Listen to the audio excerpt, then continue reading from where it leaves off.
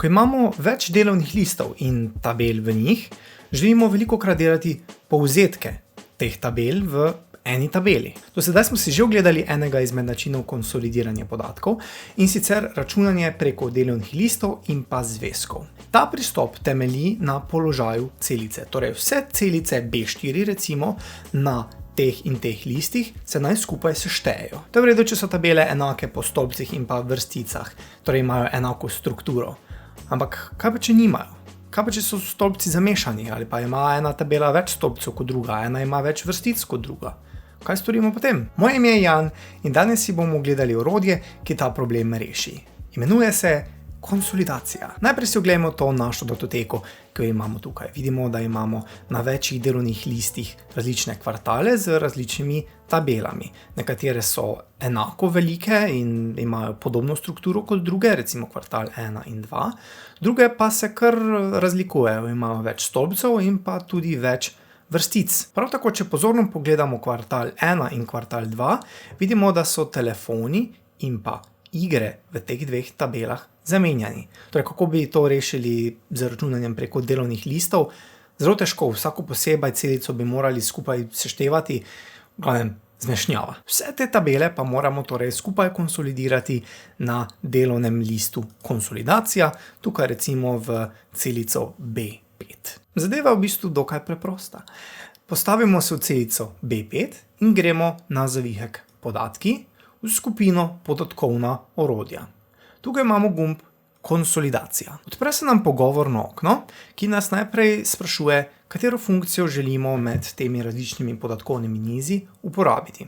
Zdaj na voljo imamo vrsto različnih funkcij, nas bo seveda zanimala vsota, ker želimo te tabele povzemati. Ampak dobro je pa vedeti, da so tudi druge funkcije, ki jih lahko uporabimo. Ta drugo polje sklic nas sprašuje, kje se tale, recimo naša prva tabela, nahaja. Postavimo se v polje, lahko tudi kliknemo na tole puščico tukaj zraven, kliknemo na prvi zavihek kvartal 1 in pa označimo celotno tabelo, torej od regije v celici B5 pa do zadnjega podatka v celici F11. Ko smo končali, lahko to območje potrdimo z Entrom. Še vedno pa tabela ni dodana v tole spodnje območje, ki se imenuje vsi sklici. Torej tukaj bodo zbrani vsi sklici vseh naših tabel. Klikniti moramo tale gumb dodaj. Zdaj načeloma bi morali vsako tabelo takole označevati in iti na drugi delovni list in označiti spet, da bo zadevo malo lažje menedžirati in da ne bomo rabili šli označevati čisto vsakega območja posebej, bomo ta območja poimenovali. Torej gremo na zavihek, označimo celotno območje in pa to območje poimenujemo tukaj zgoraj v kvadratku kot kvartal podčrtaj 1.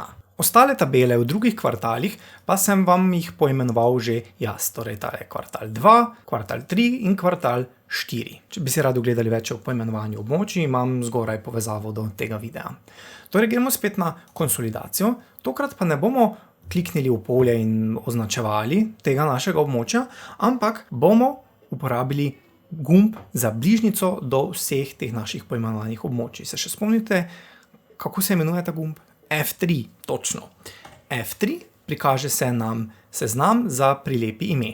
Izberemo kvartal 1 in kliknemo dodaj. Zdajle imamo trenutno v tem našem izboru konsolidiranih tabel samo eno tabelo, to je kvartal 2.